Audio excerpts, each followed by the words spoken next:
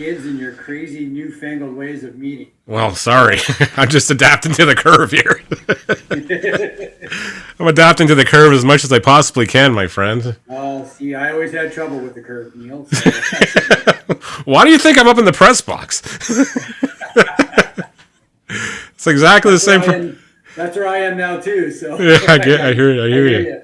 I hear you. So it's great to talk to you, man. It's just been wanted to congratulate you formally and the Jackfish on winning a very hard fought battle to get establish yourself in a new city first of all, and then bring home a championship. And you guys won 62 regular season home games, which is just unheard of in the last 2 seasons. And you just seem like you've just got things rolling. You've got the community behind you. You got people excited about baseball in November now, Jason. That's just crazy. That's just crazy. Yeah, it's I have to say it feels like a little bit of lightning in the bottle. Yeah. The way the community has really latched on to this particular team. They've really bought into and seem to enjoy what's being done both on the field, of course, but also what Ryan and my partners do off the field to bring in the casual fan. Well, exactly. And then convert them into hardcore baseball fans. Exactly. And I think a lot more cities in the inner county are starting to realize, hey, what the Welland model, as I'm going to call it, the Welland model from now on, it works. It does the job. It does jobs as far as things. It brings in the more casual person that, okay, let's go see what's going on here, and then they go to these ball games and go, wow, we had such a great time, and plus there was a baseball game. Just because, and I think that's what it is, and it's taking off in various places, and you're seeing it. You saw a lot of stuff last year in Hamilton. I know Chatham is excited to jump on board this year too, and it's just going to be. It probably makes your life as a GM in this league a lot more harder because you got to. How do you top the last 2 years, and how do you keep the game together? It's a different kind of challenge, definitely than what we were used to. Yeah. When we had the team back in Burlington. We seemingly draw a lot more interest throughout the year from players from all over the place. They've heard about the league. First and foremost, let's you and I have been around the league, so we can acknowledge what the league has become. I remember back when I played in it, and when Roop played in it, and the new GM of Chatham, Harry Muir, played in it. I'll just say this: I'm glad I played in it when I did. Yep. Because I wouldn't be playing in it. No, you probably you and I would be. I'd be doing a lot more. I'd be doing a lot more bat boy duties than anything else, and hoping the heck that had an injury or something, needed somebody to go in the ninth inning just to run somewhere. The ability and caliber of baseball player, both through import, and we have to remember, imports don't make up a great deal. No, they don't. They definitely bridge the gap and require you to bring in they definitely do. Higher grade of, local talent, Canadian talent. Yep. I think the league is really embracing out of province players like never before. I know we have to. Yeah. Until we can build baseball up, assisted in any way at the grassroots level and get Niagara baseball up to. Like where KW baseball is, London Minor, Toronto, of course. But the league, the caliber of the league as a whole is just phenomenal. It just seems to get better year in and year out. And there's an expectation that seems to have been created, like you were suggesting earlier, over the last couple of seasons, where now what? We have to keep that nose to the grindstone and pedal to the metal, so to speak, and continuously try to upgrade your team. Yeah, no question you do. How's the roster coming together? I know you guys have not announced a lot of you haven't announced a lot of the core back yet or anything like that. So how is that going? I know Mr. Smybert, I believe, where is he, in Australia right now? Yeah, we've got James Smybert and Ethan Hunt playing baseball in Australia right now. That's James awesome. Is up and down in the ABL. He's been called up. Ethan's in a high state league. Okay. Getting some interest in the ABL as well. They're both returning. Okay. So the thing about we will have our core back. Yep. We did lose quite a bit off of our mound. Yep. Which was the main concern over the offseason. James Bradwell got picked up professionally by the champion Quebec Capitals. Yep. So we'll get to see him on that exhibition game May 6th. Yep. The Battle of the Champions, so to speak. That was such a great story with James, anyways. As far as he was battling back. You brought him in the bullpen just to kind of get him go back up to, I guess, repertoire and everything else, build the arm strength back up, and by the end of the season, he's the guy you pretty much wanted to give the ball to, no matter what in those situations. Neil, we saw him. You want to talk about perfect timing? Myself, Brian Essery, and then third base coach Rick Pelletieri did a little recruiting trip out west in 2020. Yep. About 5 days before the world shut down, and we saw a young James Bradwell in 7-8 degrees Celsius weather with drizzle. Oh, jeez. UBC hitting 93, 94 on the stop. So it was almost like that scene from The Rookie where the old guy's out there throwing darts. Yeah, only he was a young specimen. And then, come 4 years later, an opportunity came where maybe there's a little bit of a disillusionment with the pro level game. Mm-hmm. It's very transaction heavy. Yeah. You bounce around. You get one, maybe two not so good outings, and then you have to be looking for another place to go. Yeah. Exactly. Yep. So I think some of the fun got taken away mm-hmm. for him. So he knew some players because we have a good British Columbia connection. Yeah, you guys. We'll touch on that afterwards. Yeah. And just had fun, and just let it go and let it rip. And now he's been picked up and signed as a starter for the best team in the Frontier League last 2 seasons. Exactly.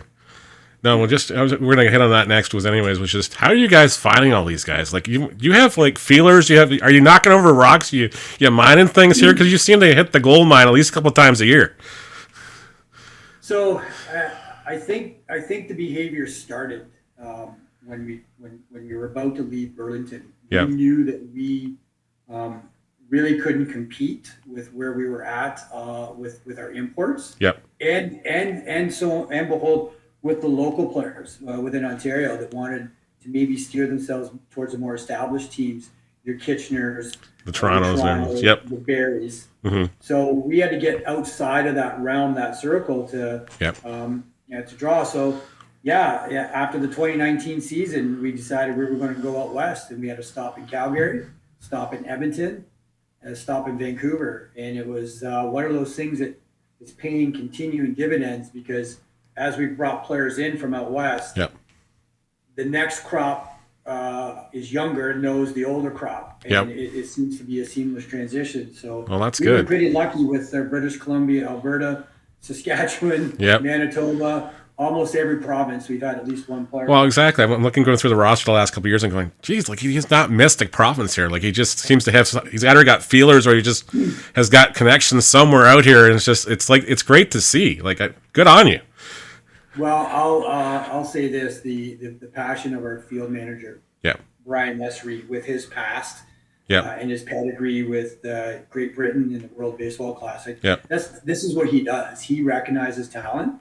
So it's definitely by no means not a one man show. No. If there's somebody that he's interested in and he knows fits the mold of the kind of player that he wants to put on the field, we'll talk about it, and then I make contact and see if it can't be done. Oh, so exactly.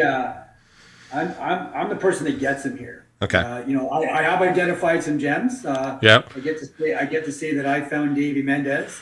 Well, go find 3 more. no doubt. But no, it's definitely a team effort. And then there's word of mouth too, Neil. Players have a good time, and they talk to their friends and past teammates. Yeah.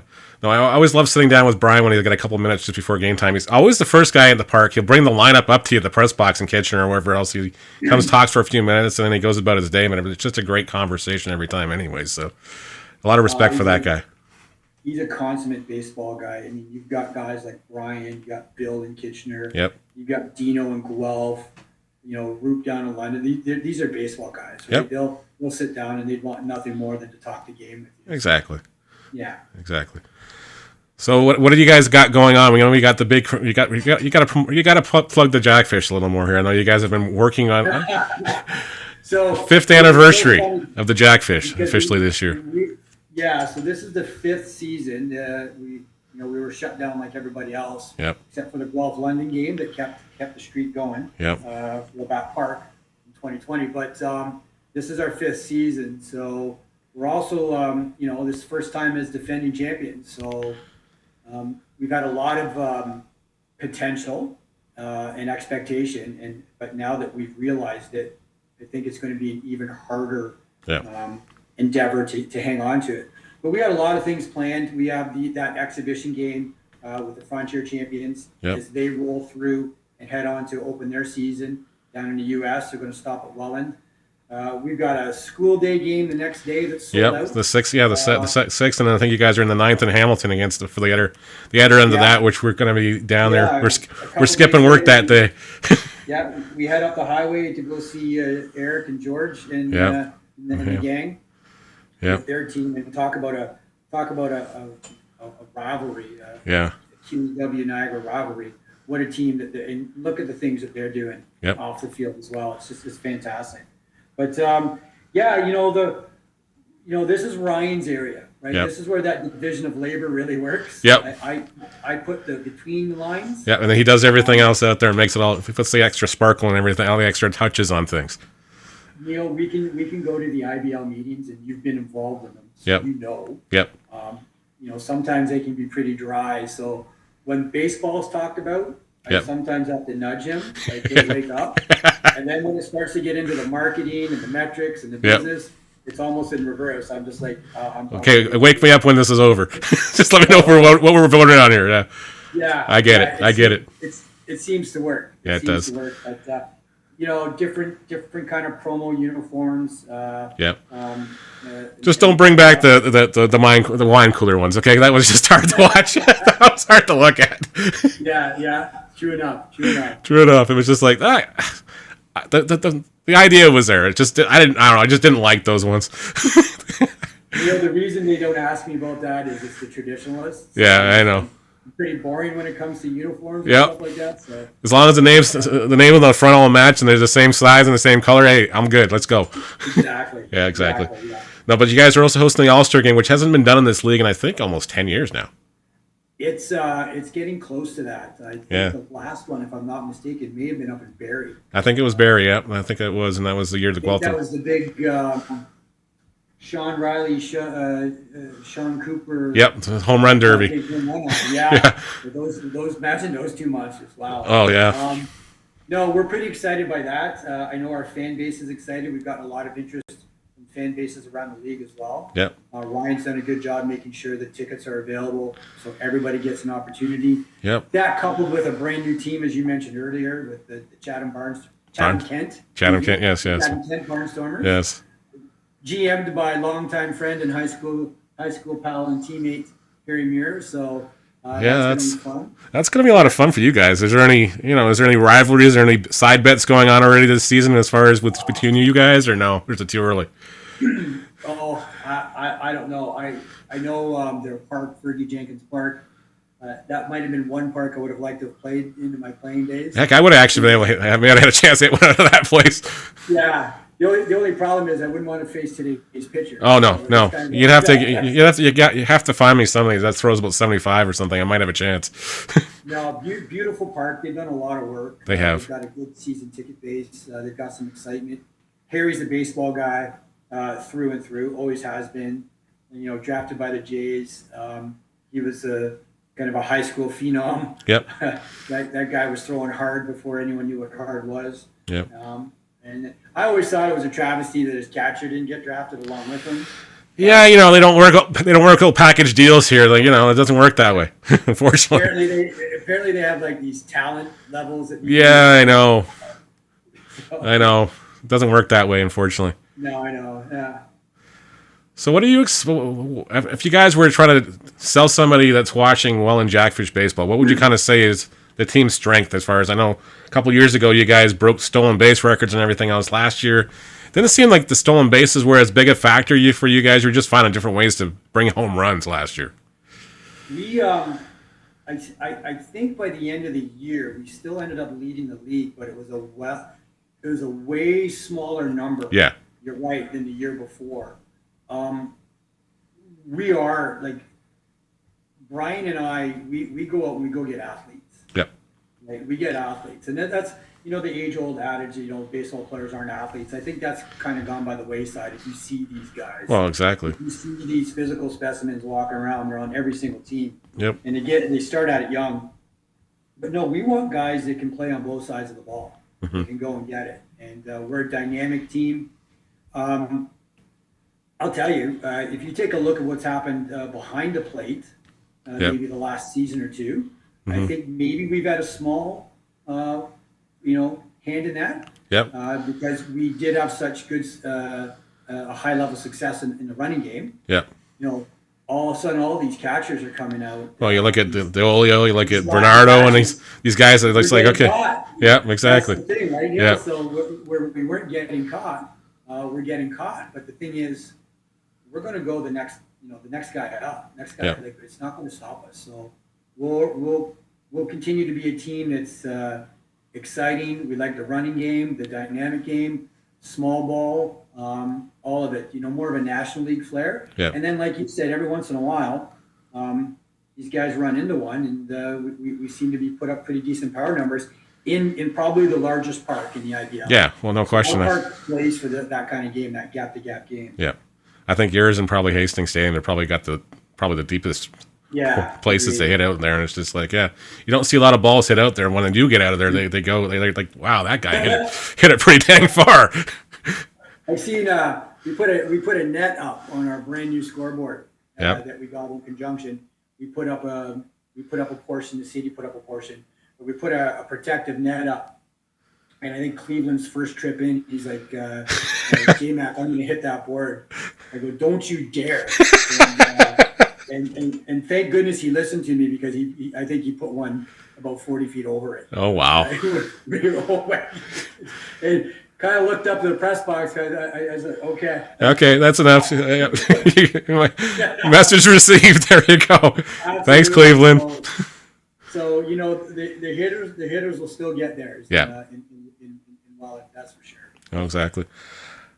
Looking back at everything else from last year, is there anything that you knew at a certain point last year that things were going to click and this could actually happen?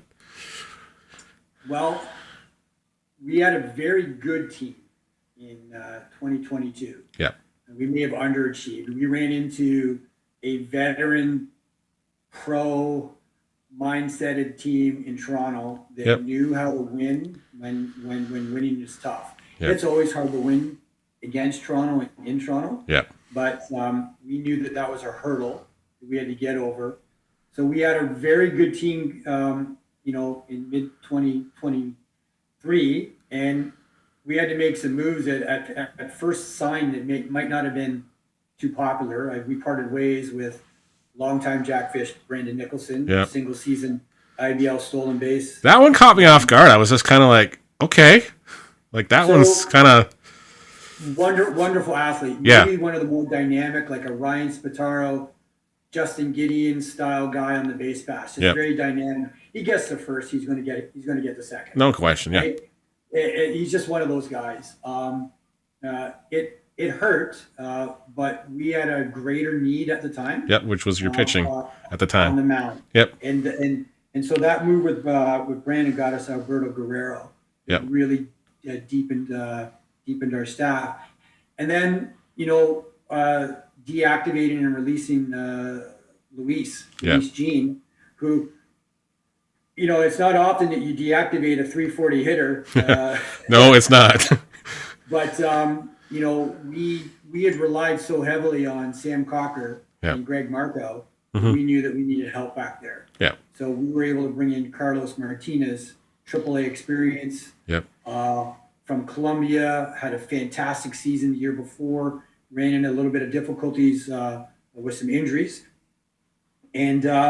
Kind of like a similar story to maybe James Bradwell, just maybe we got a little bit disillusioned with the pro game. Yeah. He was sitting at home, and he'll tell you in his broken English, sitting at home and out of shape. And we brought him in. Yep. We brought him in, and it took him a while to get into shape. But the way he handled that pitching staff, the James Bradwell, the Ben Abrams, the Jay Hartfords, the Alberto Guerreros, and not to mention maybe the single greatest home run in Jackfish franchise history Yep. on a 1-ball, 2-strike count in Barrie when we were facing going down 0-3. Yeah, right? you're about to go. You're about to go on through. Yeah, yep. Yeah, and I think he turned on it, and he turned around that series. Yeah. Well, the mistake was, Certainly helped. as Josh Matlow refers to it, just an 0-2 mistake or a 1-2 mistake, and it was just like, yeah, it was just a little too far inside, and he got his hands into it, and that one thing flew in a hurry out. That just turned the tide of the series, to be honest with you. Yeah. So I mean, he'll be missed. He's moved on to the Mexican Professional League along with Alberto. Yeah. So getting back to what you were saying earlier, the big rebuild will be on the mound. Yeah. So that's what the fans have to look forward to is some new faces out there on the bump. That's Exactly. Yeah. Well, just thank you so much for doing this, Jason. I really appreciate it, and just it's great to talk to you. You know, so we've got some big history as far as our subs going back. Well, wow. I'm telling you, man, people don't know. Back mid-90s. Mid-90s, 96, 97, when you basically played. Hair. You had hair, and you had hair, and plus you put your OSAP money up to start the Carlton baseball run program. Hey, I had to start it. It's the only way I can get on that team. I had to start it. No, it's I remember those days, and it's always fun when you start like at the beginning of something. And I remember your involvement, and it's great to see you still at this level and doing what you're doing.